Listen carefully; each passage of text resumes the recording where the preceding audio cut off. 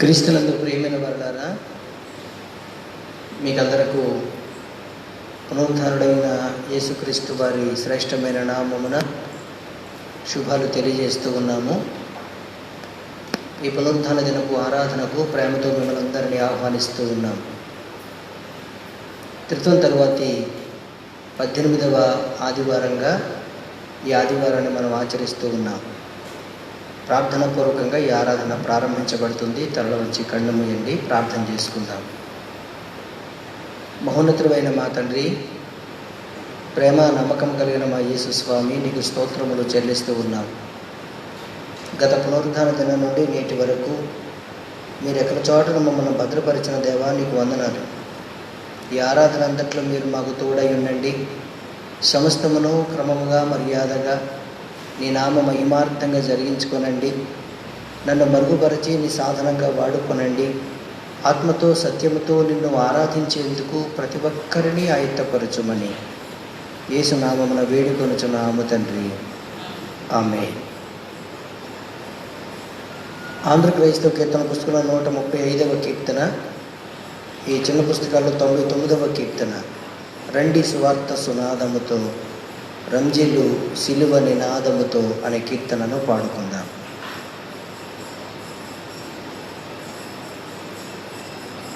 రండి సువార్త సునాదముతో రంజిల్లు సిలువ నినాదముతో తంబుర సితార నాదముతో ప్రభు యేసు దయానిధి సన్నిధికి, ప్రభు యేసు దయానిధి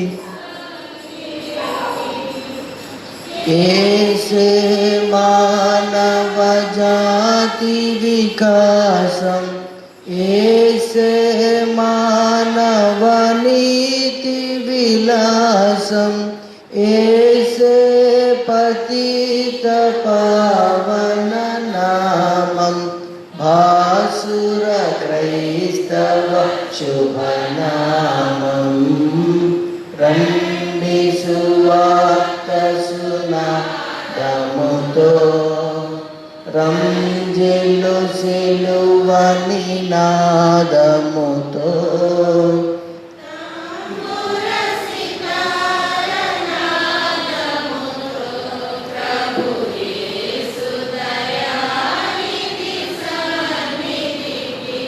ప్రభు యేసు దయానిధి సన్నిధికి, యేసే దేవుని ప్రేమ స్వరూపం, యేసే సర్వేశ్వర ప్రతిరూపం, యేసే ప్రజాపతి పరమేశం, ఆశ్రిత జనముల సుఖవాసం.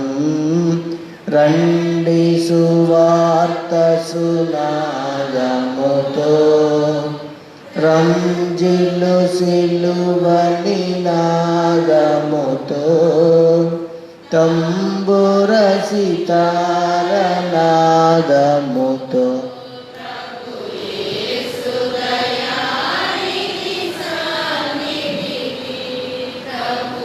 యేసు దయానిధి సన్నిధికి, ఏసే సిలువను మోసిన దైవం, ఏసే ఆత్మల శాశ్వత జీవం, ఏసే క్షమాపణాధికారం, దాసుల ప్రార్థన సహకారం. రండి సువార్త సునాదముతో రంజిల్లు సిలువ నినాదముతో తంబుర సితార నాదముతో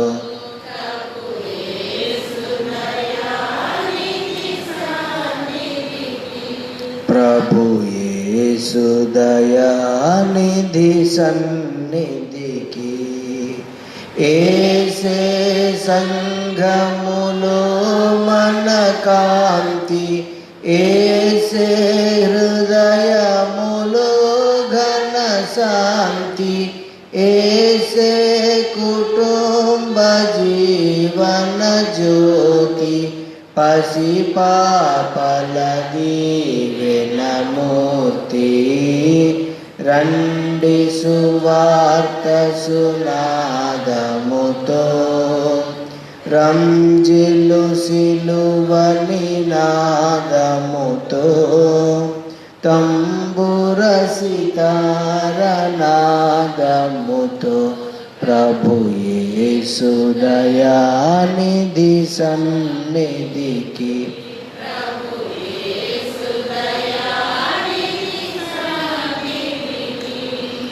ఏసే జీవన ముక్తికి మార్గం, ఏసే భక్తుల భూతల స్వర్గం, ఏసే ప్రపంచ శాంతికి సూత్రం, వాసిగణం నిన జనస్తోత్రం. రండి సువార్త సునాదముతో, రంజిల్లు సిలువ నినాదముతో, తంబుర సితార నాదముతో, ప్రభు యేసు దయానిధి సన్నిధికి, ప్రభు యేసు దయానిధి సన్నిధికి. తండ్రి యొక్కయు కుమారుని యొక్కయు పరిశుద్ధాత్మ యొక్కయు నామమున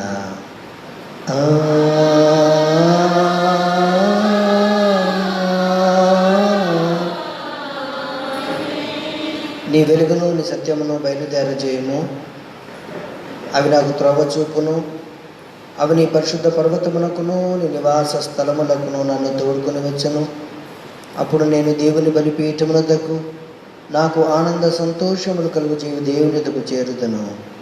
దేవా, నా దేవా, సితార వాయించుచు నీకు కృతజ్ఞతాస్తుతులు చెల్లించదను. ప్రభునందు ప్రియులారా, యథార్థ హృదయముతో మన తండ్రి అయిన దేవుని సమీపించి ఆయన ఎదుట మన పాపములను ఒప్పుకొని మన ప్రభువైన యేసుక్రీస్తు పేరిట మనకు క్షమాపణ దయచేయమని వేడుకుందాము. ప్రభువు నామము వలననే మనకు సహాయము కలుగుచున్నది.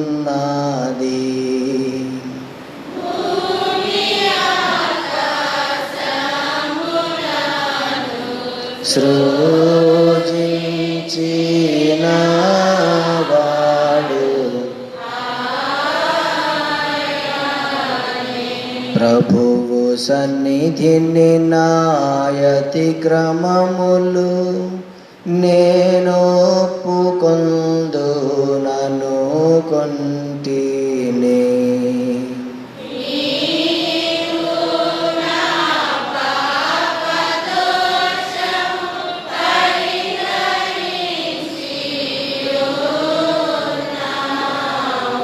మా సృష్టికర్తవు విమోచకుడు నేను సర్వశక్తి గల దేవా, దీనులము పాపులమగు మేము స్వాభావికంగా పాపులమనియు అపవిత్రులమనియు తలంపు వలన మాట వలన క్రియ వలన నీకు విరోధముగా పాపము చేసిది మరియు నీదుట ఒప్పుకొనుచున్నాము.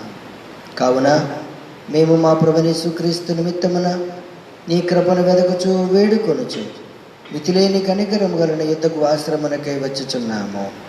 మా కొరకు చనిపోవుటకై నీ జనితకు కుమారునిచ్చిన మిగిలిన కరుణగల దేవా, మమ్మల్ని కనికరించి ఆయన నిమిత్తమున మా సమస్త పాపములకు క్షమాపణ దయచేయము. మేము నీ కృప చేత నిత్యజీవం పొందినట్లు నిన్ను గూర్చియో నీ చిత్తమును గూర్చియో సరైన జ్ఞానమును నీ వాక్యమునకు తగిన విధేయతను మా యందు నీ పరిశుద్ధాత్మ వలన వృద్ధి పొందింపుమని మా ప్రభువైన యేసుక్రీస్తు ద్వారా వేడుకొనుచున్నాము. ఆమేన్. మన పరలోకపు తండ్రి యేగు సర్వశక్తి గల దేవుడు మనలను కనికరించి మన కొరకు చనిపోవుటకై తన ఏక కుమారునిచ్చి ఆయన మూలమున మన పాపములన్నిటినీ క్షమించుచున్నాడు. ఆయన నామమందు విశ్వాసం ఉంచు వారికి దేవుని కుమారుడొకటికి అధికారం ఇచ్చుచు వారికి తన పరిశుద్ధాత్మను అనుగ్రహించను.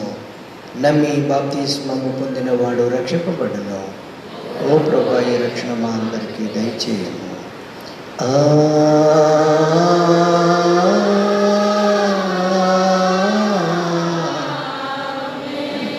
త్రిత్వం తర్వాతి 18వ ఆదివారం కొరకైన ప్రారంభ గీతమును చదువుకుందాము.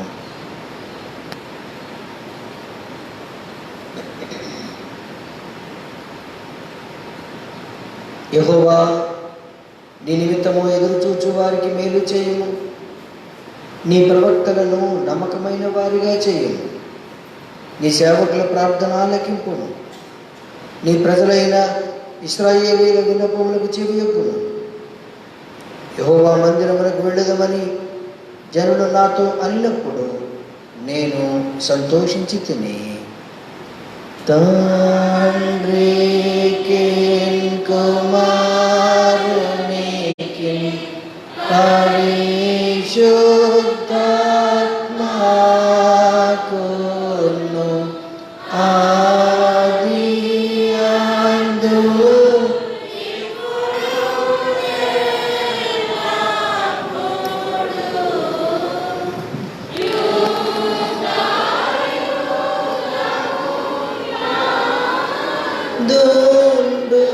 దుండునట్లు మహిమ కలుగును గాక. ఆమేన్. ప్రభువా మమ్మును కనికరింపుము.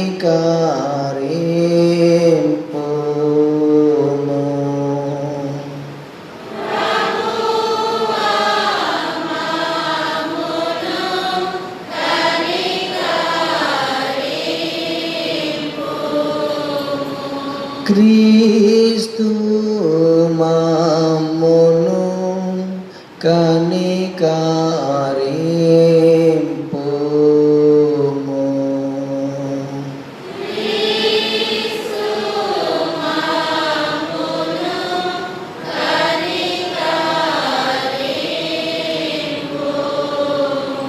ప్రభువా మమ్మును కనికరింపుము.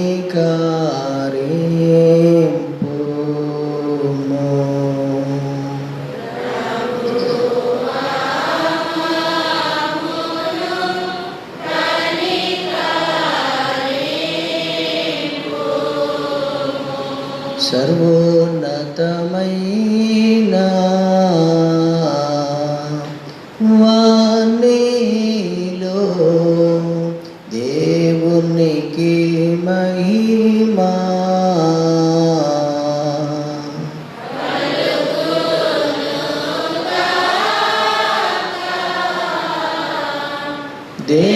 దేవునికి మహిమా కలుగును గాక.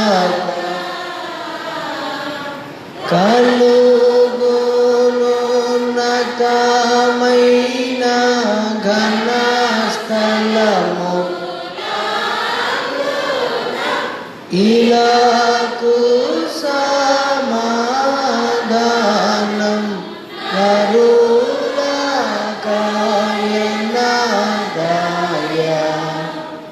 ప్రభువైన దేవా.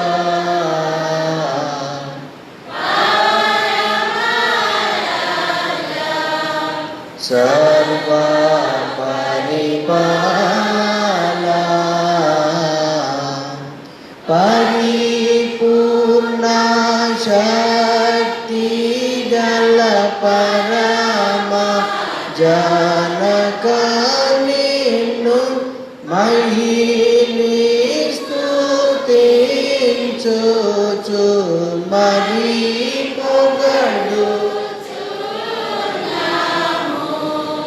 మహిమా పరచుచు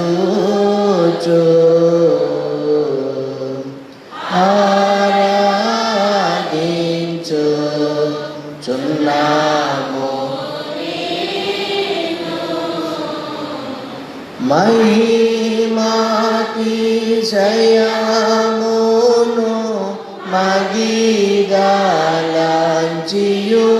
నీకు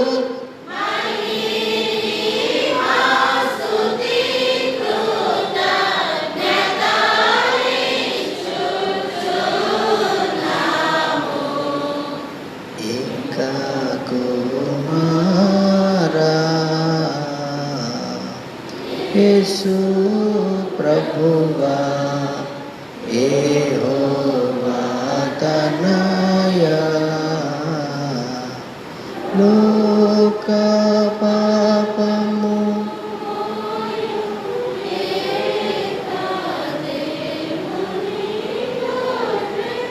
పిల్ల మమ్మును కనికరించుము చల్లగా లోక పాపములు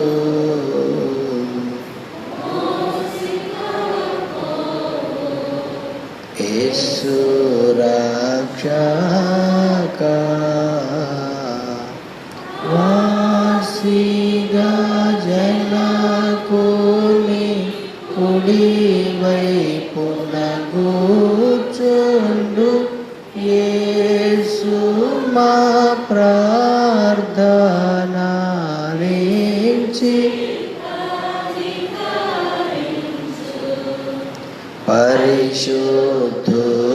పరిశుద్ధుడవు ప్రభుడవు నీవు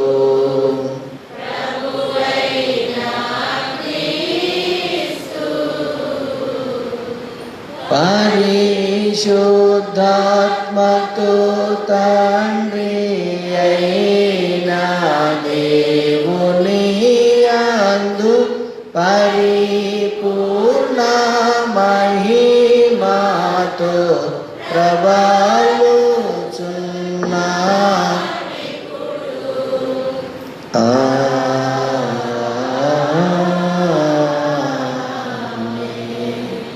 ప్రభువు మీతో నుండుగాక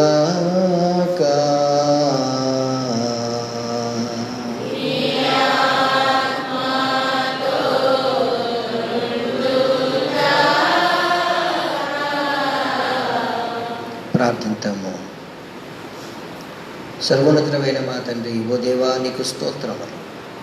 నీవు లేనిది మేము నిన్ను సంతోషపరచజాలము కనుక నీ పరిశుద్ధాత్మ మా హృదయములను అన్ని విషయముల యందును నడిపించి ఏలునట్లుగా అనుగ్రహింపుమని, వాక్యము ద్వారా మీరు మాతో మాట్లాడుమని, నీతోనూ పరిశుద్ధాత్మతోనూ సదా ఏకదేవుడై యుగయుగములో జీవించుచు పరిపాలించుచునుండు నీ కుమారుడును మా ప్రభువైన యేసుక్రీస్తు ద్వారా వేడుకొనుచున్నాము. ఆమేన్. కూర్చోనండి.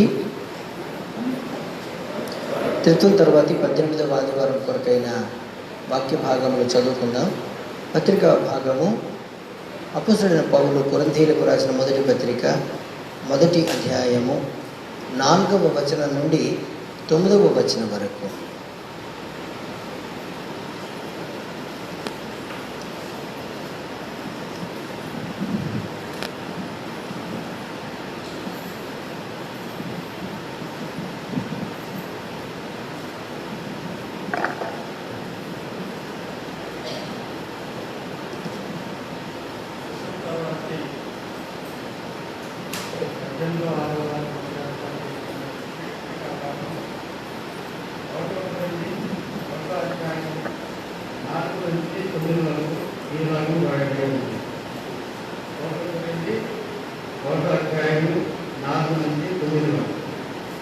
క్రీస్తు యేసునందు మీకు అనుగ్రహింపబడిన దేవుని కృపను చూసి మీ విషయమై నా దేవునికి ఎల్లప్పుడూ కృతజ్ఞతాస్తుతులు చెల్లిస్తున్నాను.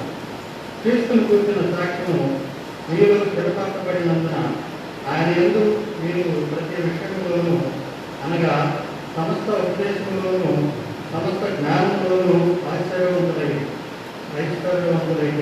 కనుక ఏ కృపవరమునందును లోపలేక మీరు మన ప్రభువైన యేసుక్రీస్తు ప్రత్యక్షత కొరకు ఎదురు చూస్తున్నారు.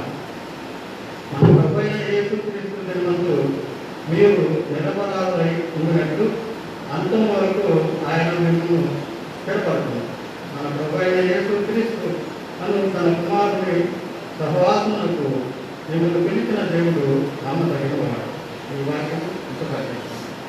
హల్లెలూయా హల్లెలూయా హల్లెలూయా.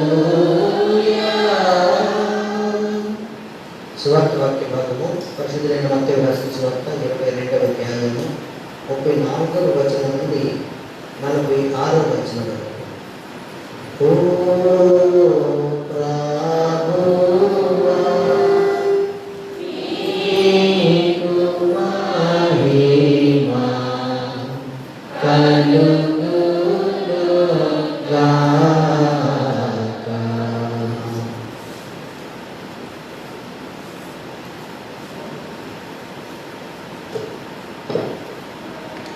తర్వాత 18వ ఆదివారం వరకు ఏర్పాటు చేయబడిన సువార్త పాఠము మత్తయి సువార్త 21వ అధ్యాయము 34వ వచనం నుండి 46వ వచనం వరకు ఈ విధంగా వ్రాయబడి ఉన్నది. ఆయన సద్దూకైన నోరు మోయించినని పరిసరులు విని కూడి వచ్చింది. వారిలో ఒక ధర్మశాస్త్రోపదేశకుడు ఆయనను శోధించుచు, బోధకుడా, ధర్మశాస్త్రంలో ముఖ్యమైన ఆజ్ఞ లేదని అడిగాను. అందుకైనా నీ పూర్ణ హృదయముతోనూ, నీ పూర్ణాత్మతోనూ, నీ పూర్ణ మనస్సుతోనూ నీ దేవుడైన ప్రభువును ప్రేమింపవలనన్నది. ఇది ముఖ్యమైనదియు మొదటియునైన ఆజ్ఞ. నిన్ను వలె నీ పొరుగువాన్ని ప్రేమింపవలెనను రెండవ ఆజ్ఞయు దాని వంటిది. ఈ రెండు ఆజ్ఞలు ధర్మశాస్త్రం అంతటిని ప్రవక్తలకును ఆధారమై ఉన్నవని అతనితో చెప్పాను. ఒకప్పుడు పరిసరులు కూడి ఉండగా యేసు వారిని చూచి, క్రీస్తుని గూర్చి మీకేమి తోచుచున్నది? ఆయన ఎవరి కుమారుడని అడిగాను. వారు ఆయన దావీదు కుమారుడని చెప్పి, అందుకైన అలాగైతే నేను నీ శత్రువులను నీ పాదము కింద ఉంచు వరకు నీవు నా కుడి పార్శ్వమున కూర్చుండమని ప్రభువు నా ప్రభువుతో చెప్పాను అని దావీదు ఆయనని ప్రభువని ఆత్మ వలన ఎలా చెప్పుచున్నాడు? దావీదు ఆయనని ప్రభు అని చెప్పిన ఎడల ఆయన ఏడాడు అతనికి కుమారుడని వారి నడుగక ఎవడను మారుమాట చెప్పలేకపోయాను. మరియు ఆ దినం నుండి ఎవడునూ ఆయనను ఒక ప్రశ్న అడగలేదు. ఈ వాక్యం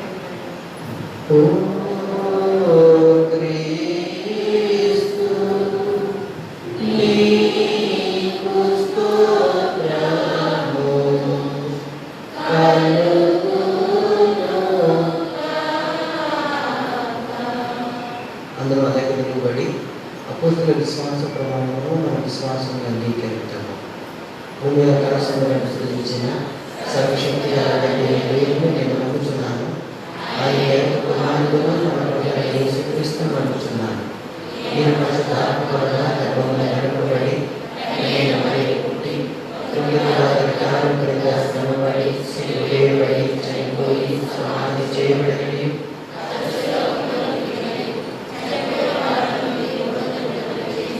పరలోకములకెక్కి సర్వశక్తి తండ్రి దేవుడు చేతి వైపున కూర్చుని ఉన్నాడని సజీవులను మృతులకు తీర్పు చేయటకు అక్కడ నుండి వచ్చినట్టు నమ్ముచున్నాను. పరిశుద్ధాత్మ నమ్ముచున్నాను. పరిశుద్ధ క్రీస్తును పరిశుద్ధ సహవాసమును పాప క్షమాపణలు శరీర పునరుద్ధానమును నిత్య జీవమును ఉన్నవని నమ్ముచున్నాను. ఆమె కూర్చోనండి.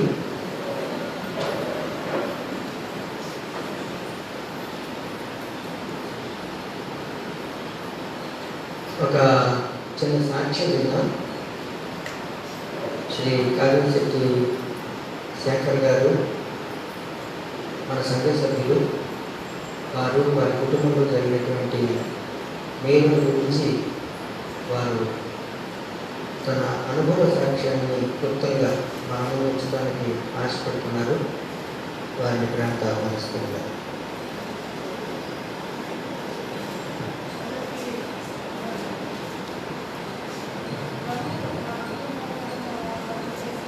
సహాయం ఎన్నో స్టార్టింగ్ నుంచి కూడా ఎన్నో రకాలుగా సహాయం చేస్తూ వచ్చారు. జీవితంలో ఎన్నో కష్ట సుఖాలు అప్రెండర్స్ అన్నీ కూడా ఆయన సహాయంతో మేము దాటగలిగాము. ఇటీవల కాలంలో పెద్ద కుమార్తెకి పెళ్లి చేయాలనుకున్నప్పుడు మా దగ్గర ఒక పైసా కూడా లేదు, ఎట్లా ఏంటి సంబంధాలు వస్తున్నాయి అని దేవుడికి తప్ప చెప్తున్నాము. అనుకోకుండా పాస్టర్ గారి దగ్గరికి మా పెళ్లి రోజు అని చెప్పేసి మేము ప్రే చేసుకోవడానికి వచ్చినప్పుడు పాస్టర్ గారికి చెప్పాం, సార్ ఇట్లా పాస్టర్ గారికి మాకు సంబంధాలు వస్తున్నాయి చేద్దాం అనుకుంటున్నాము, మరి మా పరిస్థితి ప్రే చేయాలని చెప్పాను. పాస్టర్ గారికి ప్రే చేసుకుని వెళ్ళాము. తెల్లారే ఎప్పటి నుంచి అనుకున్నాం మ్యాచ్ వస్తుంది, మ్యాచ్ ఉన్నాడే చేసుకుంటామని తప్పు చేశారు. పైసా కట్టడం పెళ్లి ఖర్చులు మొత్తం చూసుకోవడం చాలు, కట్టడం కట్టాలని చేసుకుంటా ఉంటారు. ఎలా పెళ్లి ఖర్చులు చూసుకోవాలి, ఎలా అనుకున్నప్పుడు దేవుని ప్రే చేసుకొని ఎంతో బాధతో ఎదురుస్తూ ఏం చేయాలి, పిల్లకి ఇలా వచ్చిన అవకాశం అనేది ఎంతో బాధపడి ప్రే చేసుకుంటాను. మా సిస్టర్స్ మేమున్నా మీకు భయపడుతుంది, ఇద్దరు కూడా చెరియాలి వేలు చక్కగా ఇచ్చేసారు. మా బావ మా హస్బెండ్ బ్రదర్ ఆయన 30,000 ఇచ్చారు. మా అక్క వాళ్ళ అమ్మాయి ఇక్కడ బ్యాంక్ ఉంటాయి, అబ్బాయి మీరు ఎక్కడో ఇబ్బంది పడద్దు, లోన్స్ వాటికి ఇబ్బంది పడద్దు, నేను ఇస్తానని అమ్మాయి 2 లక్షలు ఇచ్చాను. ఫైనాన్షియల్గా సపోర్ట్ దొరికింది, పర్వాలేదు. ఇక మాట్లాడుకున్నాం, పెళ్లి చేద్దాం, వెడ్డింగ్ కార్డ్స్ కూడా వేయించుకున్నాము. వేయించుకున్న తర్వాత వెన్యూకి కమిషన్ కరోనా కాలం కాబట్టి 50 మెంబర్స్ కన్నా ఎక్కువ వీలేదు అన్నారు. వెన్యూ లభించారు. ఏంటి ఇప్పుడు దాకా వచ్చిన తర్వాత ఇప్పుడు వెన్యూ కమిషన్ లేకపోతే మ్యారేజ్ చేసుకున్నారు కదా, ఎట్లా చెప్పేసి ప్రే చేసుకున్నాను. నా పిల్లలు నా అక్కడ చాలా ధైర్యం ఉన్నారు, దేవుడు వాళ్ళకి ఎప్పుడు సహాయం చేయరు, ఎన్ని ఆటలు నడిపిస్తారు. కానీ చెప్పి దాన్ని నేను కొంచెం భయపడ్డాను. వర్తలో ఎంత చేయాలి ఏంటి అనుకున్నప్పుడు పెళ్ళికొడుకు తర్వాత తెలిసిన వెన్యూ వేరే వెన్యూ లాస్ట్ మూమెంట్లో చేంజ్ అయిపోయింది. వాళ్ళు మీరు చేసుకోండి, మీకు ఎందుకు మేము చూసుకుంటాం కదా. ప్రకారం 50 మెంబర్స్ కన్నా అలా అన్నప్పుడు దాదాపు 80 మెంబర్స్ వచ్చారు. మ్యారేజ్కి 200 మెంబర్స్ వచ్చారు. మేము అసలు ఎక్స్పెక్ట్ చేయలేదు, ఏదో ఒక 50 మెంబర్స్ వస్తారు చేస్తాం అయిపోతుంది అనుకున్నాం. కానీ 200 మెంబర్స్ అక్కడ తర్వాత కావాలి ఫుల్ టైం పరిస్థితుల్లో అందరూ కూడా స్వచ్ఛందంగా వచ్చారు. ప్రతి ఒక్కరు కూడా అమ్మాయికి సామాన్ కూడా పరిస్థితి లేకుండా మా స్టాఫ్ కావచ్చు, మాకు చుట్టాలు కావచ్చు, రిలేటివ్స్ వాళ్ళు కూడా అన్ని కూడా కలిపి సామాన్ మొత్తం ఇంటికి సామాన్ పట్టుకోండి. మ్యారేజ్ కూడా ఎటువంటి బాధ లేకుండా ఇప్పుడు అద్భుతంగా దేవుడు నేనున్నానని చెప్పేసి మొత్తం సంస్థ ఆయన ఏం చేసి నేను లేదు, మన మానవ సహాయం ఏం లేదు. అంటే దేవుడి ద్వారా మానవ ద్వారా మాకు సహాయం లభించింది. మా జీవితంలో చాలా అద్భుతమైన ఎందుకంటే నేను ఆ టైంలో అనుకున్నాను, ఈ విషయంలో మాత్రం నేను ఖచ్చితంగా నేను ప్రతి వరకు సాక్ష్యం చెప్తాను. వారికి బయట కూడా నాకు తెలిసిన వాళ్ళందరూ కూడా నేను చెప్తూనే ఉంటాను. నా జీవితంలో ఎన్నో అద్భుతాలు చేశాను దేవుడు. ఇది ఒకటి మాత్రం చాలా అద్భుతం ఊహించలేదు, ఎలా చేస్తామో కూడా తెలియదు. ఎక్కువ సమస్యలు దేవుడు నాకు చెప్తున్నాను. నేనే కదా ఒక భక్తులాగే కాదు, ఇద్దరులాగా క్రైస్తవులాగా వస్తున్నాను. కానీ దేవుడు నా ప్రార్థన ఆలోచించి నా జీవితంలో ఎంతో అద్భుతంగా నా కష్టాన్ని ప్రత్యేకించాను. ఇది వచ్చే పర్పస్కి నేను సాక్ష్యం చెప్పాలి అనుకున్నాను. ఉంటే మాస్టర్ గారు వచ్చి అడిగాను, ఇంకా సాక్ష్యం చెప్తాను అనుకున్నాను. దేవునికి చర్చి సంవత్సరంలో సభ్యుల సంవత్సరంలో దేవునికి నేను ఎన్ని స్తోత్రాలు చెప్తున్నా, ఎన్ని మందాలు చెప్తున్నా చాలా తక్కువ. మీకే సాక్ష్యం చెప్పాలనుకున్నాను. దేవునికి ఎంతో తక్కువ మందాలు చెప్తున్నాను.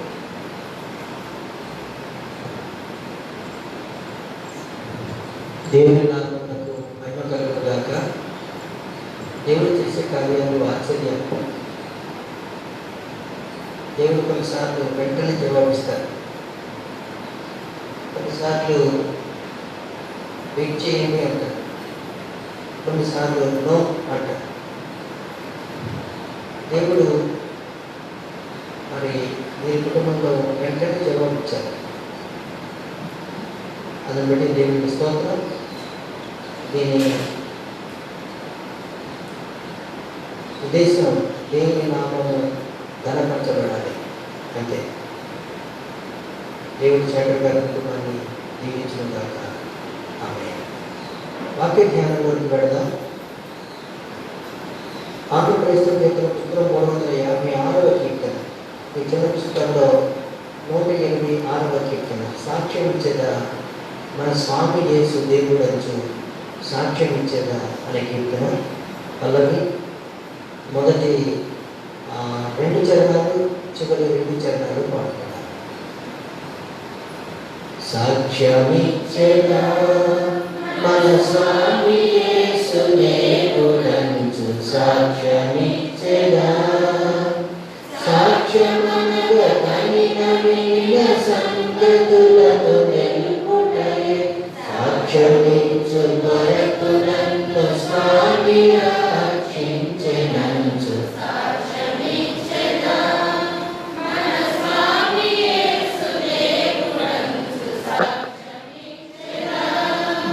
దిక్కుదేమి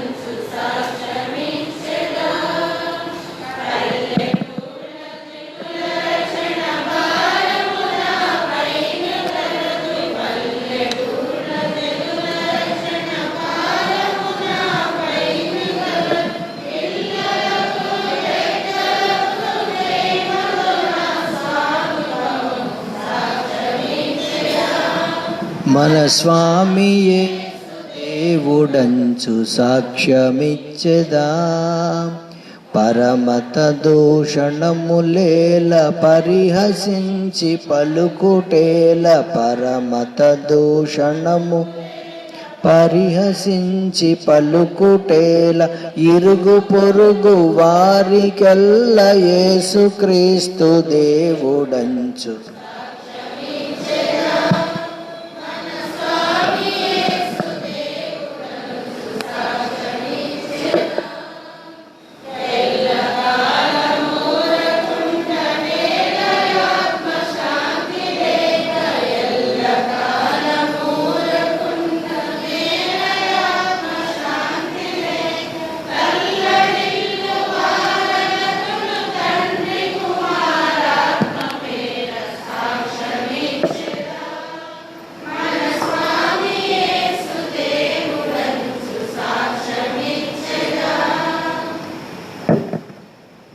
మన తండ్రి అయిన దేవుని నుండి ప్రభువైన యేసుక్రీస్తు నుండి కృపయు సమాధానములు మీకు కలుగునుగాక.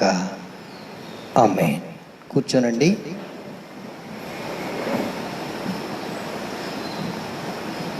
పరిశుద్ధ బైబిల్ గ్రంథం నుండి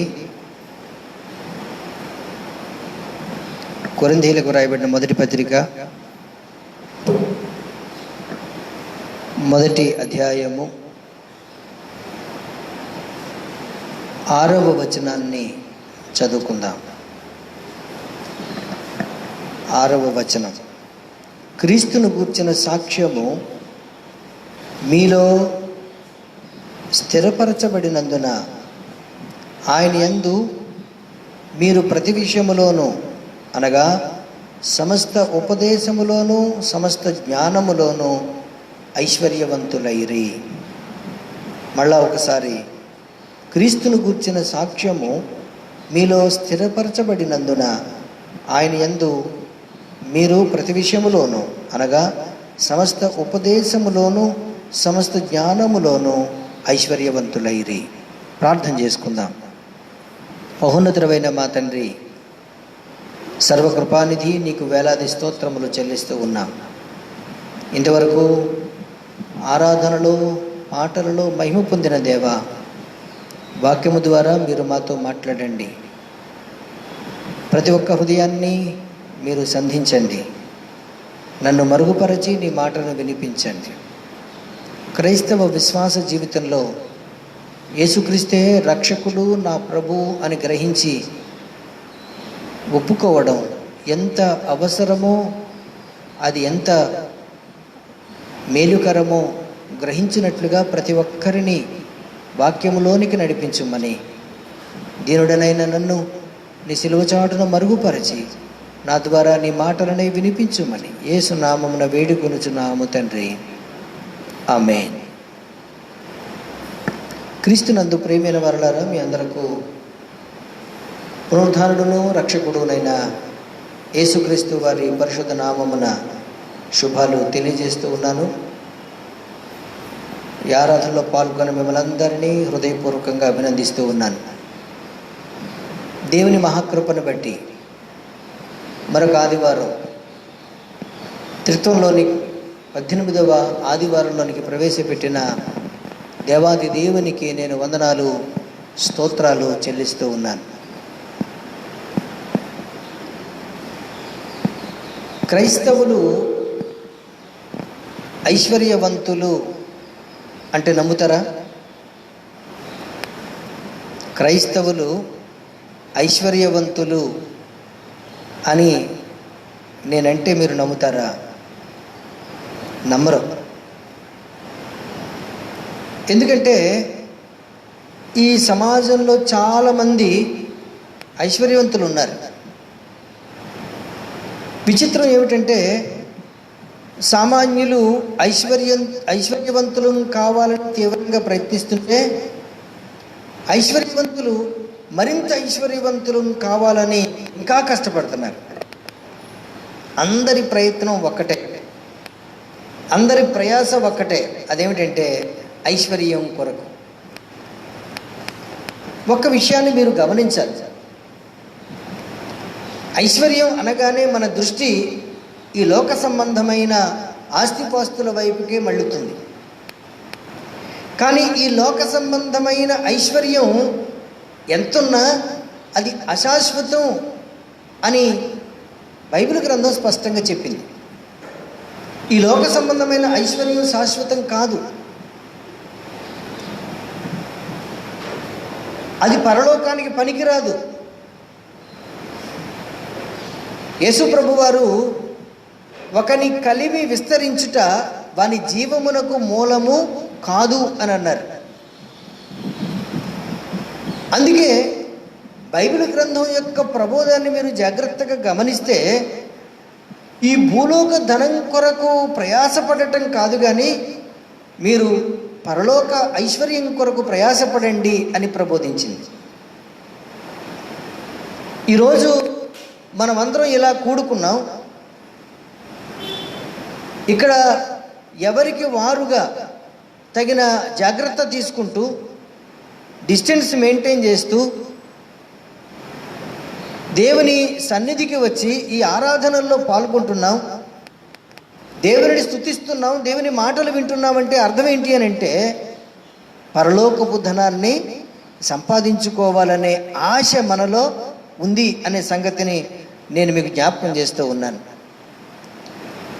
యేసుక్రీస్తును రక్షకునిగా, ప్రభువుగా, యేసుక్రీస్తు దేవుడు అని ఎవరైతే అంగీకరిస్తారో వారందరూ ఈ లోకానికి ఐశ్వర్యవంతులు కాకపోవచ్చు, కానీ ఆత్మ సంబంధంగా ఐశ్వర్యవంతులే అనే విషయాన్ని నేను మీకు జ్ఞాపకం చేస్తూ ఉన్నాను.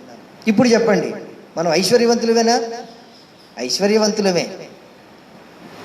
ఈ లోకరీతిగా ఐశ్వర్యవంతులం కాకపోవచ్చు, కానీ ఆత్మ సంబంధంగా ఐశ్వర్యవంతులు అనే సంగతి క్రైస్తవ విశ్వాసులు గుర్తించారు. ఈరోజు మనం చదువుకున్నటువంటి పత్రిక వాక్య భాగం కొరింథీయులకు రాయబడిన మొదటి పత్రిక 1వ అధ్యాయము 4 నుంచి 9 వచనాలు. ఈ భాగంలో ఆత్మ సంబంధంగా ఐశ్వర్యవంతమైన కొరింథు సంఘాన్ని గురించి పౌలు భక్తులు కొన్ని విషయాలు తెలియజేశారు. 6వ వచనం మీరు గమనించినట్లయితే కొరింథు సంఘాన్ని గురించి చెప్తున్నాడు పౌలు. క్రీస్తును గూర్చిన సాక్ష్యము మీలో స్థిరపరచబడినందున ఆయన యందు మీరు ప్రతి విషయములోనూ, అనగా సమస్త ఉపదేశములోను సమస్త జ్ఞానములోను ఐశ్వర్యవంతులైరి. కొరింథు సంఘం ఐశ్వర్యవంతమైంది అని పౌలు చెప్తున్నాడు. వాస్తవానికి కొరింథు పట్టణం చాలా ఐశ్వర్యవంతమైన పట్టణం, మంచి బిజినెస్ సెంటర్, వివిధ సంస్కృతులకు చెందినటువంటి ప్రజలు నివసించే కాస్మోపాలిటన్ సిటీ.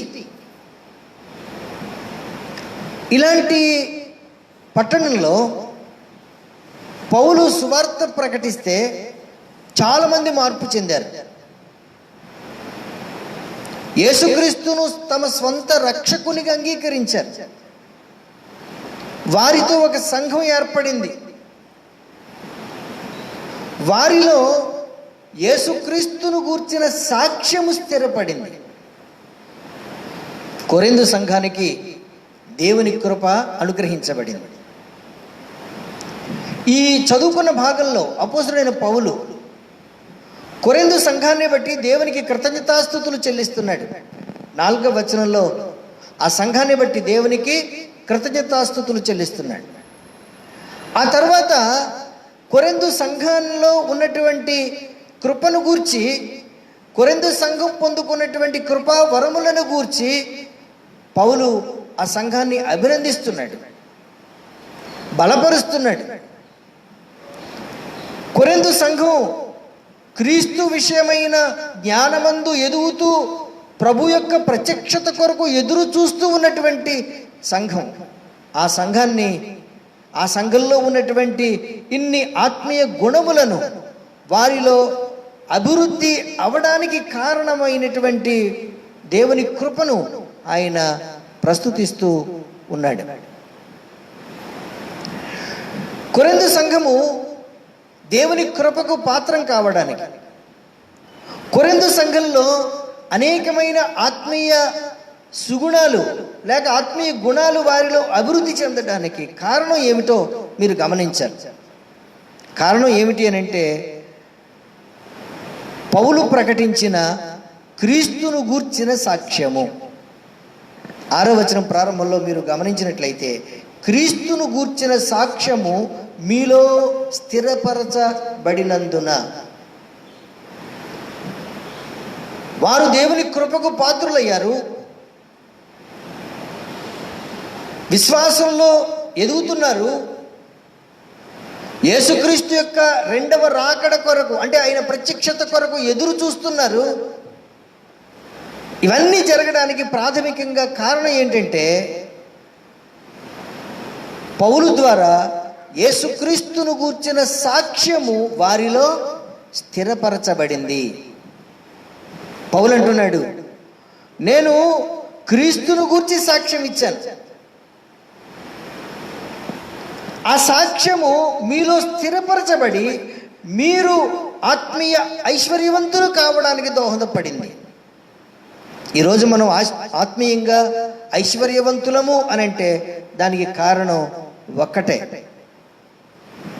అదేమిటంటే క్రీస్తును గూర్చిన సాక్ష్యము మన హృదయాల్లో స్థిరపరచబడడం. నేను దేవుని కృపను పొందుకున్నాను అని అంటే దానికి కారణం దేవుని గూర్చిన సాక్ష్యము నాలో స్థిరపరచబడింది. నేను విశ్వాసంలో స్థిరపడ్డాను అని అంటే దానికి కారణం దేవుని గూర్చిన సాక్ష్యము నా హృదయంలో స్థిరపరచబడింది. నేను నిరీక్షణ కలిగి జీవిస్తున్నాను అని అంటే దానికి సాక్ష్యం, దానికి ఆధారం క్రీస్తును గూర్చిన సాక్ష్యము నాలో స్థిరపరచబడింది. పౌలు అంటున్నాడు, ఓ కొరింథు సంఘమా, మీరు ఆత్మీయ ఐశ్వర్యవంతులయ్యారు, కారణం మీలో క్రీస్తును గూర్చిన సాక్ష్యము స్థిరపరచబడింది.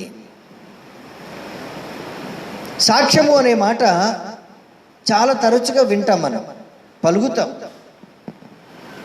సాక్ష్యం అంటే ప్రత్యక్షంగా చూసింది, అనుభవించింది, ఇతరుల ముందు చెప్పడం.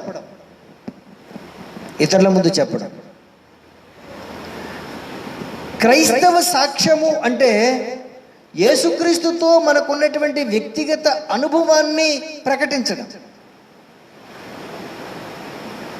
ఇప్పుడే మనం ఒక సాక్ష్యం విన్నాం. యేసుక్రీస్తుతో వారికి ఉన్నటువంటి వ్యక్తిగత అనుభవం, యేసుక్రీస్తు తమ జీవితాలలో జోక్యం చేసుకొని ఎలా వారి సమస్య నుంచి విడిపించారు. ఎలా వారి జీవితంలో గొప్ప కార్యాలు చేశారు, ఎలాంటి అనుభవాల వెంబడి నడిపించారు అనేది ప్రకటించటమే సాక్ష్యం. క్రైస్తవ సాక్ష్యంలో ప్రధానంగా కావలసింది ఏమిటి అని అంటే, యేసుక్రీస్తు ఎవరో, ఏమై ఉన్నారో, మనతో ఎలా సంబంధపడి ఉన్నారో, మనతో ఎలాంటి కార్యాలు జరిగించారో అనుభవించి ప్రకటించాలి. అదే క్రైస్తవ సాక్ష్యం. చూడండి, యోహాను రాసిన మొదటి పత్రిక 1వ అధ్యాయము 1-2 వచనాలు ఈ రీతిగా వ్రాయబడ్డాయి. జీవమును గూర్చినది ఆది నుండి ఏది ఉండెనో, మేమేది వింటిమో, కనులార ఏది చూచితిమో, ఏది నిదానించి కనుగొంటిమో, మా చేతులు దేనిని తాకి చూచెనో అది మీకు తెలియజేయుచున్నాము. ఆ జీవము ప్రత్యక్షమాయను, తండ్రి యొద్ద ఉండి మాకు ప్రత్యక్షమైన ఆ నిత్య జీవమును మేము చూచి ఆ జీవమును గూర్చి సాక్ష్యమిచ్చుచు దానిని మీకు తెలియపరచుచున్నాము. అపోస్తలుడైనటువంటి యోహాను తాను అనుభవించిందాన్ని, తాను చూసింది, తాను తాకింది, తాను విన్నటువంటి దానిని గూర్చి సాక్ష్యం ఇస్తున్నాడు. ఏ యేసుక్రీస్తునైతే వారు చూశారో, ఏ యేసుక్రీస్తునైతే వారు తాకారో, ఏ యేసుక్రీస్తు యొక్క బోధలు వారు విన్నారో ఆయనను గురించి చెప్తున్నారు. ఆయన జీవము, ఆయన జీవము, ఆయనే నిత్య జీవము. యేసుక్రీస్తుని చూసినప్పుడు వారికి నిత్య జీవము కనపడింది. యేసుక్రీస్తు రక్షకుడు, ఆయనే జీవప్రదాత, ఆయనే దేవుడు అనే విషయాన్ని మన సాక్ష్యంలో, మన అనుభవంలో ఖచ్చితంగా పొందుపరచాల్సినటువంటి అవసరం ఉంది అనే సంగతి నేను మీకు తెలియజేస్తూ ఉన్నాను. రక్షింపబడిన విశ్వాసుల సాక్ష్యం బలంగా ఉంటే ఆ సాక్ష్యము అనేకులను ఆకర్షిస్తుంది, అనేకులను ఐశ్వర్యవంతులుగా చేస్తుంది. రక్షింపబడిన విశ్వాస యొక్క సాక్ష్యం బలంగా ఉండాలి.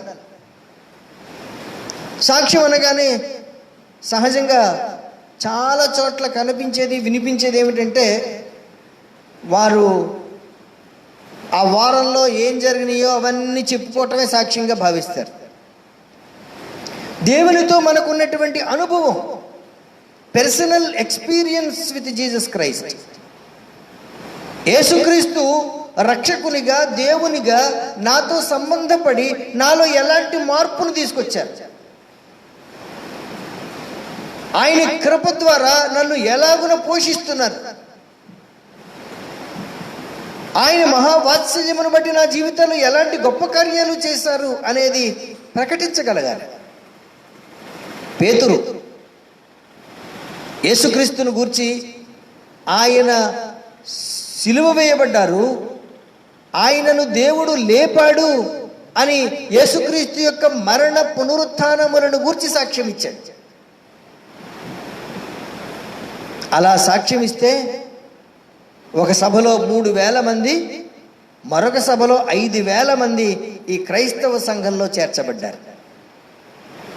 రక్షింపబడిన విశ్వాసుల సాక్ష్యము బలమైనదైతే ఆ సాక్ష్యము అనేకులను రక్షణలోనికి ఆహ్వానిస్తుంది, ప్రభు దగ్గరకు ఆహ్వానిస్తుంది. ప్రియమైన వారలారా, మన సాక్ష్యాలు ఎలా ఉంటున్నాయో మనం గమనించుకోవాలి. అపోస్తల కార్యాలు 8వ అధ్యాయంలో ఫిలిప్పు ఐథియోపియాకు చెందినటువంటి నపుంసకునికి సువార్త ప్రకటించాడు.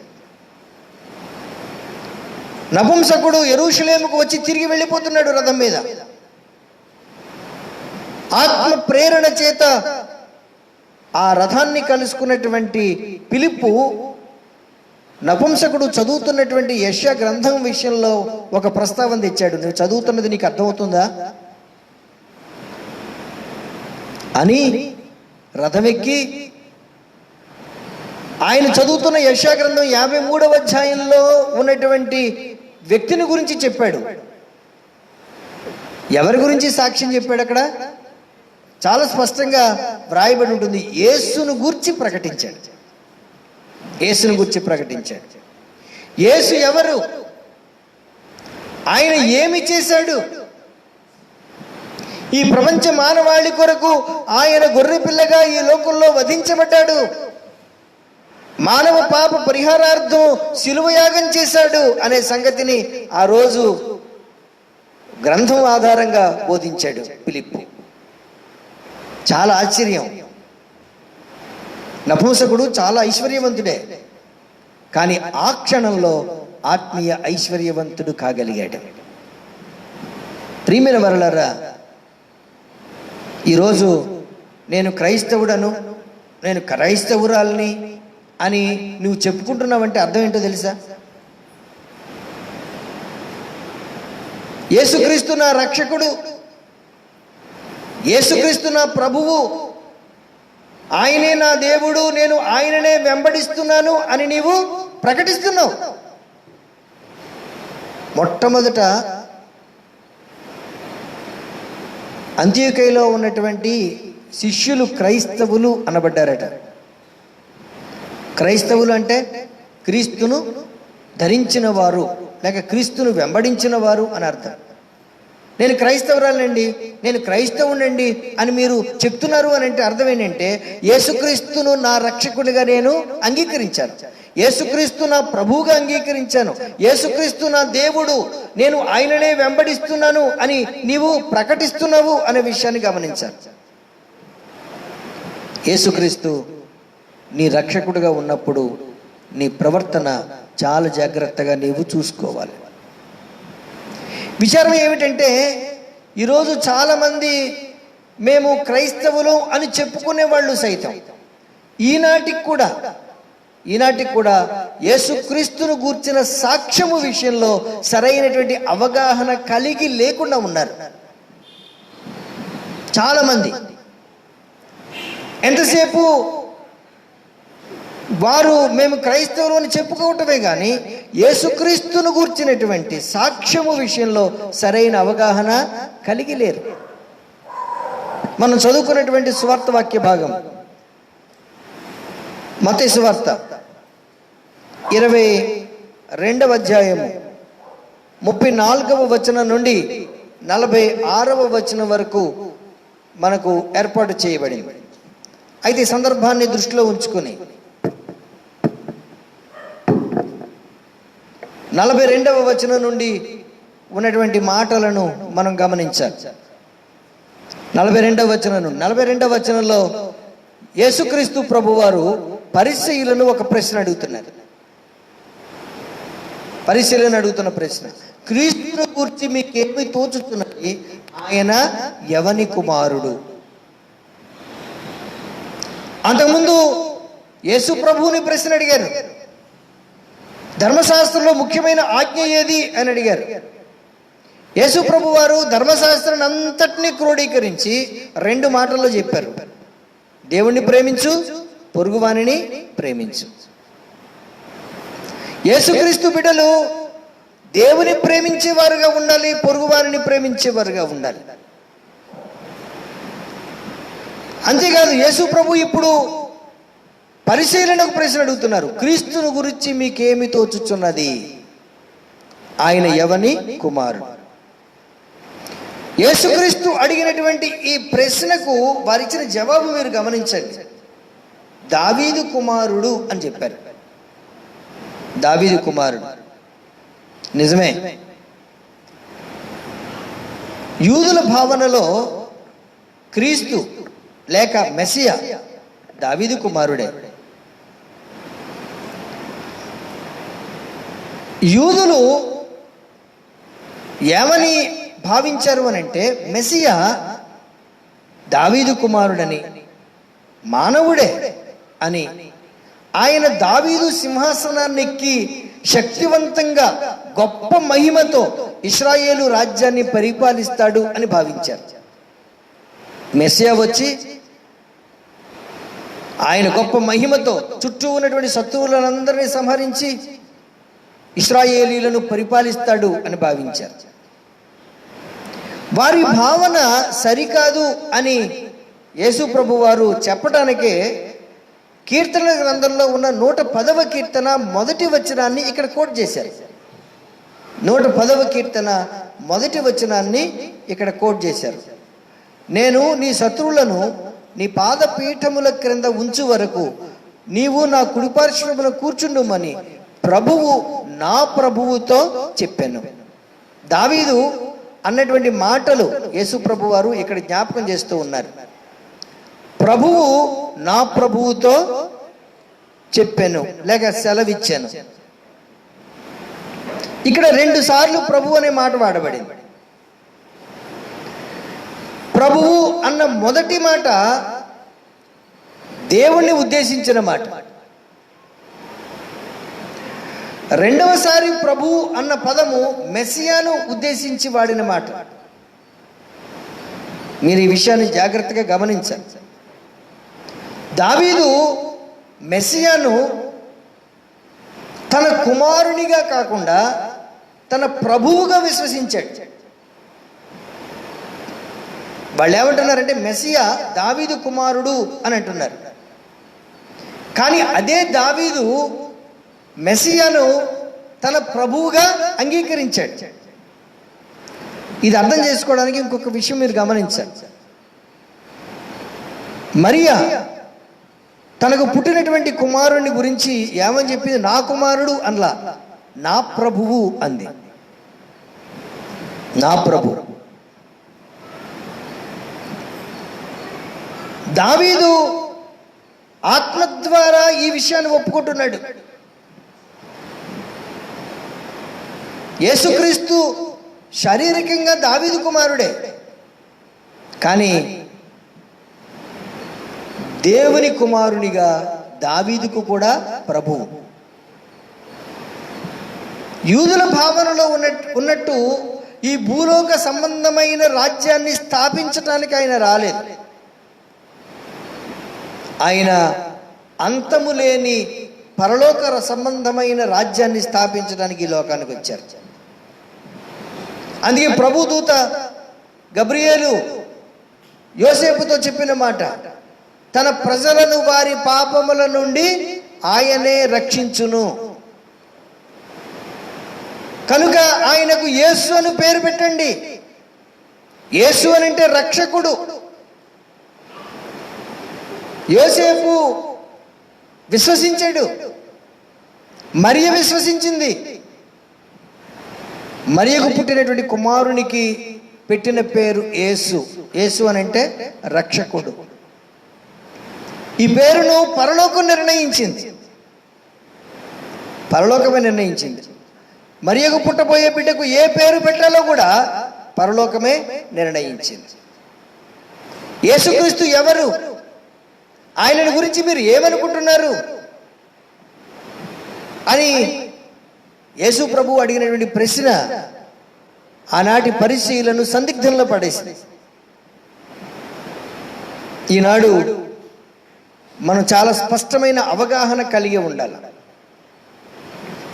ఈనాడు కొంతమంది యేసుక్రీస్తుని గురించి ఆయన ఒక ప్రవక్త అని చెప్పేవాళ్ళు ఉన్నారు. యేసుక్రీస్తును ఒక మంచి బోధకుడు అని మాత్రమే చెప్పేవాళ్ళు కొంతమంది ఉన్నారు. యేసుక్రీస్తును గురించి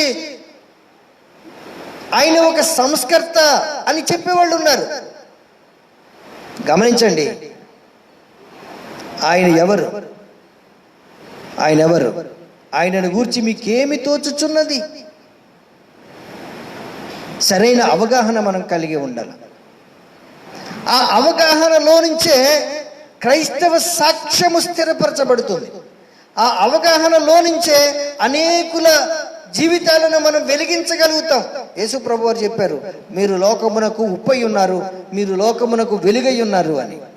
అంటే ఈ లోకానికి మనం సారవంతంగా ఉండాలి, అనేకులను వెలిగించేవారుగా ఉండాలి. అలా ఉండాలి అని అంటే మనలో సరైనటువంటి అవగాహన ఉండాలి. యేసు ప్రభు వారు ఆనాడు పరిశీలన అడుగుతున్న ప్రశ్న ఈరోజు మనలను కూడా అడుగుతున్నారు. క్రీస్తుని గురించి మీకేమి తోచుచున్నది? యేసు ప్రభు వారు ఇలాంటి ప్రశ్నే పిలుపుదైన కైసరయ్యలో తన శిష్యులను అడిగారు. నన్ను గూర్చి మీరు ఏమనుకుంటున్నారు అని అడిగారు. అప్పుడు శిష్యులు తలా ఒక మాట చెప్పారు. కొందరు ఏలియా అని, కొందరు మోషే అని. పేతురు అంటాడు, నీవు సజీవుడగు దేవుని కుమారుడవైన క్రీస్తువు.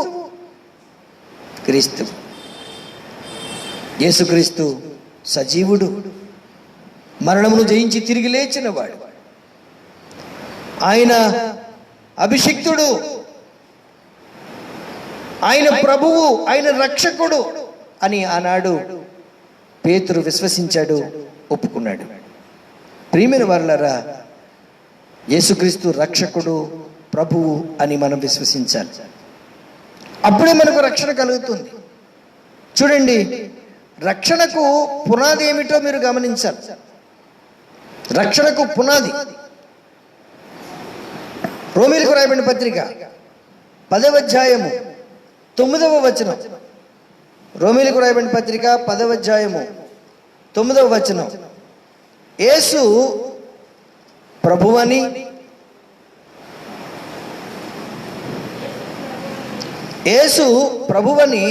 నీ నోటితో ఒప్పుకొని దేవుడు మృతులలో నుండి ఆయనను లేపెనని నీ హృదయమందు విశ్వసించిన యెడల నీవు రక్షింపబడుతావు. రక్షణకు పునాది ఏమిటి అని అంటే యేసు ప్రభువని నీవు ఒప్పుకోవాలా, ఆయనే రక్షకుడని ఒప్పుకోవాలా, ఆయనే నా హృదయ సామ్రాజ్యాన్ని ఏలేటువంటి రాజు అని నీవు ఒప్పుకోవాలా. అదే రక్షణకు పునాది. అలా ఆత్మ సహాయము చేత మనం ఒప్పుకోగలుగుతాం. కొరింథీయులకు రాయబడిన మొదటి పత్రికలోనే 12వ అధ్యాయము 3వ వచనంలో ఈ మాటలు మనం గమనిస్తాం. 3వ వచనంలో, ఇందుచేత దేవుని ఆత్మ వలన మాటలాడు వాడెవడునో యేసు శాపగ్రస్తుడని చెప్పడనియు, పరిశుద్ధాత్మ వలన తప్ప ఎవడును యేసు ప్రభువని చెప్పలేడనియు నేను మీకు తెలియజేయుచున్నాను. పరిశుద్ధాత్మ వలన తప్ప యేసు ప్రభువని ఎవడు ఒప్పుకోలేడు. ఆనాడు పరిసయ్యులకు ఆత్మ కలిగి లేరు.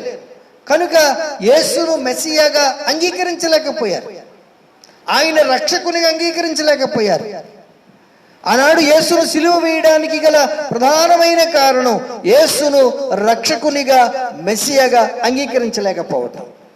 ఆనాడు ఈనాడు కూడా యేసును క్రీస్తుగా అంగీకరించటం లేదు. యూదులు యేసును అంగీకరిస్తున్నారు, కానీ యేసే క్రీస్తు అని అంగీకరించటం లేదు. అపోస్తలుల యొక్క ప్రబోధం అంతా మీరు గమనించండి. పేతురు గాని, పౌలు గాని, అపోస్తలులు ఎవ్వరు ప్రబోధించినా సరే మరియకు పుట్టినటువంటి సంతానం యేసు, ఆయనే క్రీస్తు అని రుజువు చేయటమే వారి ప్రబోధంలో ఉన్నటువంటి ప్రాముఖ్యమైన విషయం. మీరు గమనించినట్లయితే అపోస్తల కార్యముల గ్రంథం 2వ అధ్యాయం 36వ వచనం నేను చదువుతున్నాను. మీరు సిలువ వేసిన ఈ యేసునే దేవుడు ప్రభువుగాను క్రీస్తుగాను నియమించెను. ఈ మాటలు మరింతగా మీరు ధ్యానం చేయండి.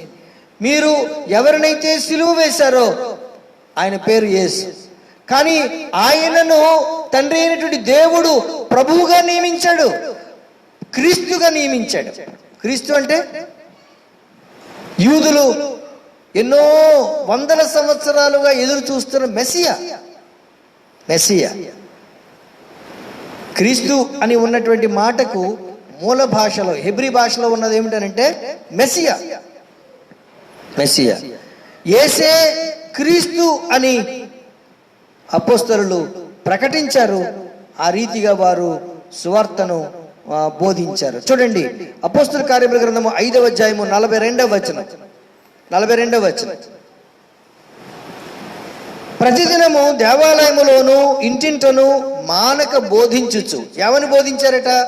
యేసే క్రీస్తుని ప్రకటించుచుండిరి.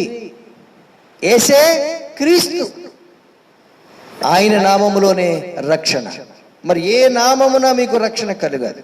ప్రియమైన వారలారా, యేసుక్రీస్తును మరియ కుమారుని గాని యేసుక్రీస్తును వడ్లవాని కుమారుని గాను లేక దావీదు కుమారుడిగా చూస్తే సరిపోదు. ఆయనే దేవుని కుమారుడు, ఆయనే రక్షకుడు, ఆయనే మెస్సియా అని మీరు విశ్వసించాలి. ఆయన పరలోకము నుండి దిగి ఈ భూలోకానికి ఏదించినటువంటి ప్రేమామయుడు. ఆయన నా కొరకు కల్వరి శిలువను భరించినటువంటి కరుణామూర్తి. ఆయన పునరుద్ధానుడై తిరిగి లేచిన వాడు అని మనం విశ్వసించాలి. వాక్యం ఎంత స్పష్టంగా చెప్తోందో, మనలను ఐశ్వర్యవంతులుగా చేయడానికి ఐశ్వర్యవంతుడైన ప్రభువు దరిద్రునిగా ఈ లోకానికి వచ్చాడు. చూడండి, కొరింథీయులకు రాయబడిన 2వ పత్రిక 8వ అధ్యాయం, 2వ పత్రిక 8వ అధ్యాయము 9వ వచనం. మీరు మన ప్రభువు యేసుక్రీస్తు కృపను ఎరుగుదురు కదా. ఆయన ధనవంతుడయ్యుండి మీరు తన దారిద్ర్యము వలన ధనవంతులు కావాలనని మీ నిమిత్తము దరిద్రుడాయను. మనం ఐశ్వర్యవంతులం కావాలని ఆయన దరిద్రునిగా ఈ లోకానికి వచ్చాడు. మనం ఆత్మ సంబంధమైన ఐశ్వర్యవంతులం కావాలని క్రీస్తు సువార్త మన హృదయాలలో ఆయన నింపాడు. ప్రియమైన వాళ్ళారా, నేను ముగిస్తూ ఉన్నాను. మనం ఆత్మ సంబంధంగా ఐశ్వర్యవంతులం అయ్యాం. పౌలు చెప్తున్నాడు, మీరు ఉపదేశములోను జ్ఞానములోను ఐశ్వర్యవంతులయ్యారు. యేసుక్రీస్తును గూర్చినటువంటి సాక్ష్యం మన హృదయాలలో భద్రపరచబడిన తర్వాత మనం ఖచ్చితంగా ఐశ్వర్యవంతులమే. మన కొరకు శ్రమ పొంది మరణించి తిరిగి లేచినటువంటి యేసుక్రీస్తు నా రక్షకుడు, నా దేవుడు అని గ్రహించి విశ్వసించిన ప్రతి విశ్వాసి ఆత్మ సంబంధమైన ఐశ్వర్యవంతుడు కాగలుగుతాడు అనే సంగతి గుర్తించి ఆయన యందు విశ్వాసంలో మరింతగా వేరుపారిన అనుభవంలోనికి మీరు వెళ్ళాలని కోరుకుంటూ ఈ మాటలో ముగిస్తున్నాను. దేవుడు మిమ్మల్ని దీవించునుగాక. ఆమేన్. సమస్త జ్ఞానమునకు మించిన దేవుని సమాధానం యేసుక్రీస్తు వలన మీ హృదయములకు మీ తలంపులకు కావలియుండునుగాక. ఆమేన్. దేవా నాయందు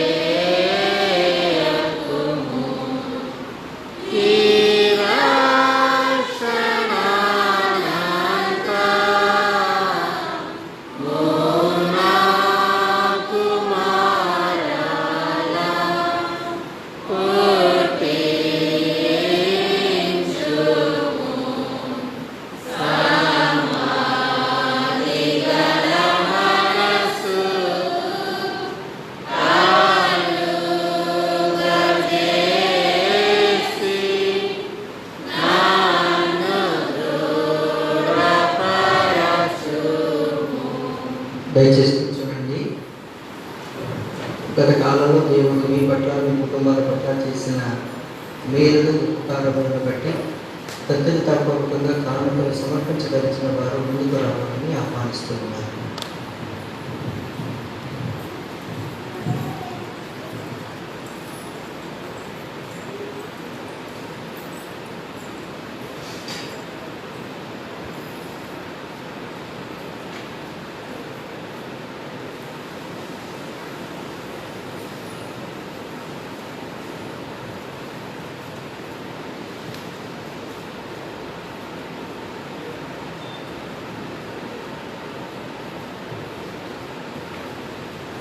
ప్రార్థన చేసుకుందాం.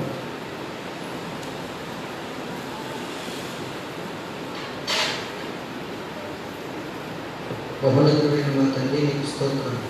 మీ ప్రియబిడ్డలు ఈ సన్నిధానానికి వచ్చి కృతజ్ఞతాపూర్వకంగా తమ కానుకలను తమ హృదయాలను సమర్పిస్తూ ఉన్నారు. వారిని మీరు అంగీకరించి ఆశీర్వదించారు. గత కాలంలో బలహీనకర పరిస్థితులలో మీరు వారిని బలపరిచారు, సమస్యలలో విడిపించారు, చేయించిన పనులలో మీరు తోడైంది అభివృద్ధినిస్తున్నారు. వారు చేస్తున్నటువంటి ప్రతి కార్యాన్ని ఆశీర్వదిస్తూ ఉన్నారు. ప్రాముఖ్యంగా వారి వారి జీవితాల్లో మీరు అనుగ్రహించిన విశిష్టమైన దినాలను బట్టి నేను స్థుతిస్తూ ఉన్నాను. నూతన సంవత్సరమైన దయా కిరీటం పొందుకున్న బిడ్డలను దీవించాను. తమ వైవాహిక వార్షికోత్సవాల ద్వారా మీకు కృతజ్ఞతాస్తుతులు చెల్లిస్తున్న బిడ్డలను దీవించి వర్తిల్ల చేయండి. మా పరమ తండ్రి, మేము పొందుకునే ప్రతిదీ మీరు మాకు అనుగ్రహించిందే ప్రభువా. వాటి నుంచి మీ సేవార్థమైన బిడ్డలు తీసుకుని వచ్చినటువంటి ఈ కానుకలను మీరు స్వీకరించి మీ సేవలో వాడుకోమని, మీ సన్నిధానానికి వచ్చిన బిడ్డలను వారి కుటుంబాలను దీవించి వర్తిల్ల చేయమని యేసు నామమున వేడుకొంచున్నాము తండ్రి. ఆమేన్. తండ్రి, కుమారుడు, పరిశుద్ధాత్మయను సర్వశక్తుల ప్రేమ దేవుని దీవెన సదాకాలముకు తోడైయుండుగాక. ఆమేన్. సంఘ కానుకలు సేకరించుకున్నాం. వేకెన్సీ వచ్చి కానుకలు సేకరిస్తారు.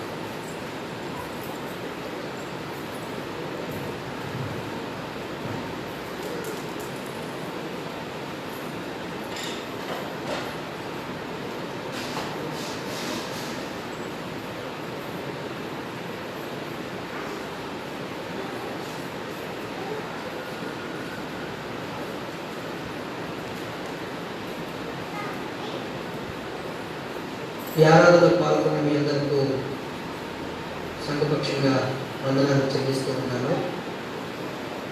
దేవుని మహాకృపను బట్టి మనకు పునరుద్ధాన దినాన్ని ఆచరించేటువంటి అవకాశాన్ని దేవుడు మనకు ఇచ్చారు. దేవునికి వందనాలు. ఎంతోమంది ఇలాంటి అవకాశం లేని వారు ఉన్నారు, అనారోగ్యకర పరిస్థితిలో ఉన్నవారు ఉన్నారు. వారందరి కొరకు ప్రార్థించాలని నేను కోరుకున్నాను. ఈ కోవిడ్-19 నుంచి దేవుడు మనకు విముక్తి కలుగ చేయాలని మీరందరూ మీ వ్యక్తిగత ప్రార్థనలో జ్ఞాపకం చేసుకోవాలని నేను మీకు తెలియజేస్తున్నాను. ఇప్పుడు చెప్పబడినటువంటి సందేశం 11 గంటల నుంచి 11:30 వరకు కీర్తన టీవీ ఛానల్లో టెలికాస్ట్ అవుతుంది. మరి రాలేని వాళ్ళు, పెద్దవాళ్ళు చూడడానికి అదొక అవకాశం. కాబట్టి దాన్ని చూడాలని, వినాలని, తద్వారా ఆత్మీయంగా బలపడాలని నేను తెలియజేస్తూ ఉన్నాను. ఈరోజు ఈ టీవీ ప్రోగ్రామ్ని స్పాన్సర్ చేసిన వారు లేట్ జోషిరావు గారి జ్ఞాపకార్థం వారి సత్యమణి, వారి కుటుంబం, వారికి సంఘపక్షంగా ఉన్నారు. శుక్రవారం మధ్యాహ్నం 2 గంటలకు స్త్రీల సమాజం జరుగుతుంది. కాబట్టి స్త్రీలందరూ ఈ స్త్రీల సమాజంలో పాల్గొని ఆత్మీయంగా బలపడాలని, ఆత్మీయ సహవాసంలో మీరు ఎదగాలని నేను కోరుతూ ఉన్నాను. వచ్చే ఆదివారం యథావిధిగా మొదటి ఆరాధన 6 గంటలకు, రెండవ ఆరాధన 9 గంటలకు ప్రారంభించబడతాయి. వచ్చే ఆదివారం నవరాత్రి భోజన సంస్కారం ఆచరించబడుతుంది. కాబట్టి ప్రార్థనాపూర్వకంగా సిద్ధపడి రావాలని తెలియజేస్తూ ఉన్నాను. చిరంజీవి భక్తుల ఆర్విల్ బర్త్డే సందర్భంగా ఈరోజు పలహారం తీసుకొచ్చారు. బయట మీరు వెళ్ళేటప్పుడు ఆ పలహారం ఇవ్వబడుతుంది. ఆర్విన్ తల్లిదండ్రులు సునీల్ కుమార్, ఆ భక్తుడు శీల, దేవుడు ఆ చిన్న బిడ్డను దీవించి ఆశీర్వదించిన దాకా. గత ఆదివారం మీరు దేవునికి ఇచ్చిన కానుకలు మొదటి ఆరాధనలో 17,493 రూపాయలు, రెండవ ఆరాధనలో 14,397 రూపాయలు, మొత్తం 31,890 రూపాయలు. పలహారం కొరకు ప్రార్థన చేసుకుందాం. మహోన్నతుడైన మా తండ్రి, నీకు స్తోత్రము. నీ ప్రియబిడ్డలు భక్తుల సునీల్ కుమార్, శీలాలను మీరు ప్రేమించి వారికి ఇచ్చినటువంటి కుమారుడు ఆర్విన్ను మీరు ఆశీర్వదించిన విధానాన్ని బట్టి బిడ్డకి ఇచ్చిన నూతన సంవత్సరమైన దయా కిరీటాన్ని బట్టి నీకు కృతజ్ఞతాస్తుతులు చెల్లిస్తూ ఉన్నాను. చిన్న బిడ్డను మీరు దీవించండి, ఆరోగ్యవంతమైన ఎదుగుదల దయచేయండి. ఇలాంటి బౌద్ధదేశం కానీ మీరు జరిగించుకోవడానికి కావలసినటువంటి శక్తిని దీర్ఘాయుష్యం మీరు దయచేయమని వేడుకుంటూ ఉన్నాం. తల్లిదండ్రులను గ్రాండ్ పేరెంట్స్ కూడా దీవించండి. చివరి కాలంలో ఈ సన్నిధికి పిలువబడిన జోషిరావు గారిని కూడా మీరు జ్ఞాపకం చేసుకుంటూ ఉన్నాం. మా తండ్రి వారి కుటుంబాన్ని మీరు ఆదరించాలి, ధైర్యపరిచాలి. వారు ఇచ్చినటువంటి ఈ స్పాన్సర్షిప్ బట్టి కూడా మీకు స్థితిని చెల్లిస్తూ దీవించి ఈ కుటుంబాలను ఆశీర్వదించుకొని వేడుకుంటూ యేసు నామములో వేడుకుంటున్నాను తండ్రి. ఆమేన్. ఆమేన్. అందరూ లేచి నిలబడదాం. కానుకల సమర్పణ గీతం పాడుకుందాం. నీకిచ్చు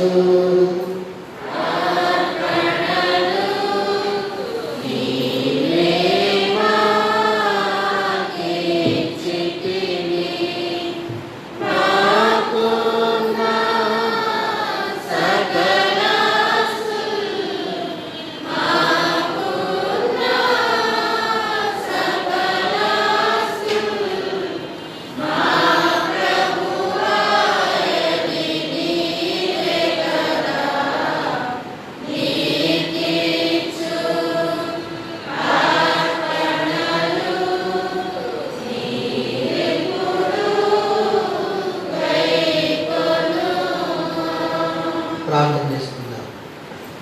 మహోన్నతుడైన మా తండ్రి, మీ పవిత్ర నామమునకు వెరలేని స్తోత్రములు చెల్లిస్తూ ఉన్నాం. యేసుక్రీస్తు రక్షకునిగా మా దేవునిగా అంగీకరించి మేము ఆ సాక్ష్యాన్ని ఇతరులతో పంచుకున్నప్పుడు ఇతరులను మేము ప్రభావితం చేయగలుగుతాం, ఇతరులను రక్షణలోనికి నడిపించగలుగుతాం. క్రీస్తు యేసును గురించినటువంటి సాక్ష్యము వారి వారి హృదయంలో స్థిరపరచబడినట్లుగా మీరు కృపను అనుగ్రహించమని వేడుకుంటున్నాను తండ్రి. చేరువచ్చిన బిడ్డలను నియమించండి, బలహీనంగా ఉన్న బిడ్డను బలపరచండి, సమస్యలో ఉన్న వారిని విడిపించండి, చదువుకుంటున్న బిడ్డలకు తగిన జ్ఞాన సంపత్తిని ఇవ్వండి. వివిధ ఉద్యోగాల కొరకు, వివాహాల కొరకు మరి ప్రార్థిస్తున్నటువంటి బిడ్డలను జ్ఞాపకం చేసుకొని వారి జీవితాల్లో మీరు గొప్ప కార్యాలు చేయండి ప్రభువా. మా పరమ తండ్రి, ఈ సంఘంలో ఉన్న ప్రతి కుటుంబాన్ని, ప్రతి వ్యక్తిని చేతులకు అప్పగిస్తూ ఉన్నారు. జీవనోపాధి కొరకు బిడ్డలు చేయించిన పనులలో మీరు తోడుగా ఉండండి, అభివృద్ధినివ్వండి. వృద్ధాప్యంలో ఉన్న బిడ్డలకు వృద్ధాప్యంలో వచ్చే బలహీనత నుంచి విడుదల కలుగు చేయండి. ఈ సంఘం పండుగకి కట్టబడిన పట్టణం వలె అనేక మందికి వెలిగించే ఆదర్శవంతమైన సంఘముగా ఈ సంఘాన్ని మీరు బలపరుచుకొని వేడుకుంటూ ఉన్నారు. మా పరమ తండ్రి, ఈ సంఘంలో జరుగుతున్న పరిచర్యలన్నింటినీ మీరు దీవించండి అని మేము ఆత్మ సంబంధమైన ఐశ్వర్యవంతులు కావడానికి మీరు కోరుతున్నారు. మా పరలోకపు ఐశ్వర్యాన్ని మీరు మాకు ఇవ్వాలని ఆశపడుతున్నారు. అందుకొరకు మేము తగినటువంటి అవగాహన కలిగి క్రైస్తవ విశ్వాసము, క్రైస్తవ క్రమశిక్షణలో ఎదిగే భాగ్యాన్ని మాకు దయచేయమని వేడుకుంటూ ఉన్నారు. సమయంలో కరోనా వైరస్ నుంచి మాకు విడుదల చేయాలని ప్రార్థిస్తున్నాం ప్రభువా. ఈ కరోనా వైరస్ బారిన పడి ఎంతోమంది బాధపడుతున్నారు, కొంతమంది తమ ప్రాణాలను కోల్పోయారు. మా తండ్రి స్వస్థత దయచేయండి. మరి తమ ప్రియులను కోల్పోయిన వారికి మీరు ఆదరణను అనుగ్రహించండి. పరిచర్య చేస్తున్న బిడ్డలందరినీ మీరు దీవించండి. వ్యాక్సిన్ కనుగొనడానికి చేస్తున్న ప్రయత్నంలో మీరు తోడుగా ఉండి శాస్త్రజ్ఞులకు తగిన జ్ఞానం మీరు దయచేయమని ప్రార్థన చేస్తూ ఉన్నారు. మా పరమ తండ్రి, మా దేశాన్ని, మా రాష్ట్రాన్ని మీరు దీవించి ఆశీర్వదించండి ప్రభువా. అధికారులు, పరిపాలనకు ప్రార్థిస్తూ ఉన్నారు. అందరినీ మీ ఆత్మతో అభిషేకించుకొని మంచి పరిపాలన అందించే దిశగా వారిని నడిపించుకొని వేడుకుంటున్నాను. ఏఎల్సీ సంఘాన్ని మీరు దీవించండి, జీవించండి. మా పరమ తండ్రి, ప్రతి సమస్య మీ సన్నిధిలో పరిష్కారం అవుతుందని మేము నమ్ముతున్నాం ప్రభువా. మీరు వెలపెట్టుకున్న ఈ క్రైస్తవ సంఘాన్ని మీరే కాపాడి నడిపించమని ఉజ్జీవింప చేయమని వేడుకుంటున్నాను. ప్రపంచ దేశాల మధ్య శాంతి, సమాధానము, నెమ్మదిని మీరు తెలియచేయండి.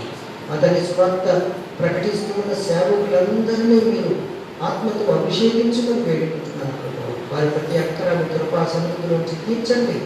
ఈ సేవలో మీ సాక్షులుగా వాడుకోనండి. యేసుక్రీస్తుని గురించినటువంటి సాక్ష్యము అనేక హృదయాల్లో స్థిరపరచడానికి ఈ సేవకులను మీరు బలమైన సాధనాలుగా వాడుకోవాలని వేడుకుంటూ ఉన్నాను. ఈ సేవార్థమే పండించిన కానుకలకు అంగీకరించండి. వారి హృదయాన్ని స్వీకరించి దీవించి పంపించమని యేసు నామమున వేడుకొనుచున్నాము తండ్రి.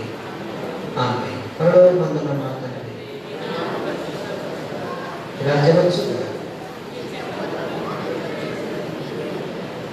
మా ఆహారం దయచేసి ప్రార్థన చేసిన వారిని క్షమించిన ప్రకారం ప్రార్థన క్షమించి రాజ్యము శక్తియు మహిమ నిరంతరం నీవే ఉన్నాయి. ఆమేన్. ప్రభు నిన్ను ఆశీర్వదించి నిన్ను కాపాడుగాక. ప్రభు నీకు తన సన్నిధి ప్రకాశింపజేసి నిన్ను కరుణించుగాక. ప్రభువు నీ మీద తన సన్నిధి కాంతులు దింపజేసి నీకు సమాధానము కలుగజేయునుగాక.